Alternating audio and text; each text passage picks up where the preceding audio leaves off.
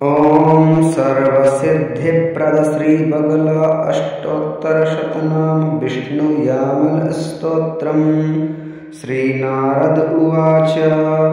भगवन् देवदेवेश सृष्टिस्थितिलयात्मक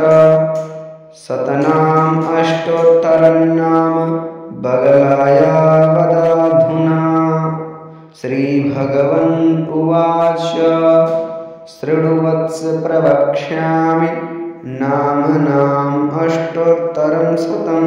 पीताम्बर्या महादेव्याः स्तोत्रं पापप्रणाशनम्। यस्य प्रपठनात् सद्यो वादी मूको भवेच्छलात् रिपुणां स्तम्भनं याति सत्यं सत्यं वदाम्यहम्। ओम बगला विष्णुवनिता विष्णुशङ्करभामिनी बहुला वेदमाता च महाविष्णुप्रसूरपि महामत्स्या महाकूर्मा महावराहरूपिणी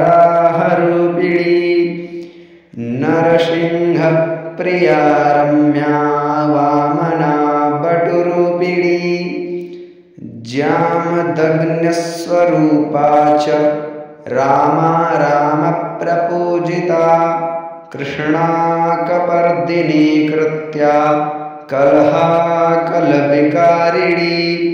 बुद्धिरूपा बुद्धभार्या बौद्धपाखण्डखण्डिनी कलिकरूपा कलिहरा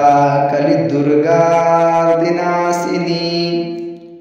कोटिसूर्यप्रतीकाशा कोटिकन्दर्पमोहिनी केवला कठिना काली कला कैवल्यदायिनी केशवी केशवाराध्या किशोरी केशवस्तुता रुद्ररूपा रुद्रमूर्ति रुद्राणी रुद्रदेवता नक्षत्ररूपा नक्षत्रेश प्रपूजिता नक्षत्रेश प्रिया नित्या नक्षत्रपतिवन्दिता नागिनी नागजननी नागराजप्रवन्दिता नागेश्वरी नागकन्या नागरी च नगात्मजा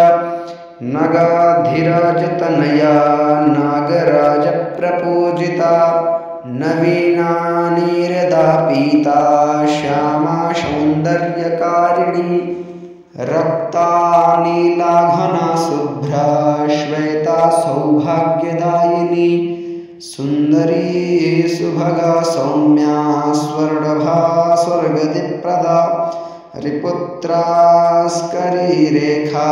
शत्रुसंहारकारिणी भामिनी च तथा माया स्तम्भिनी मोहिनी शुभा रागद्वेषकरी रात्रि रौरवध्वंसकारिणी यक्षिणी सिद्धनिवहा सिद्धेशा सिद्धरूपिणी लङ्कापतिध्वंसकरी लङ्केशरिपुवन्दिता लङ्कानाथकुलहरा महारावणहारिणी देवदानवसिद्धौघ पूजिता परमेश्वरी पराणुरूपा परमा परतन्त्रविनाशिनी वरदा वरदाराध्या वरदानपरायणा वरदेशप्रिया वीरा वीरभूषणभूषिता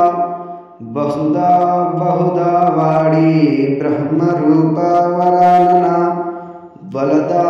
पीतवसना पीतभूषणभूषिता पीतपुष्पप्रिया पीतहारा पीतस्वरूपिणी इति ते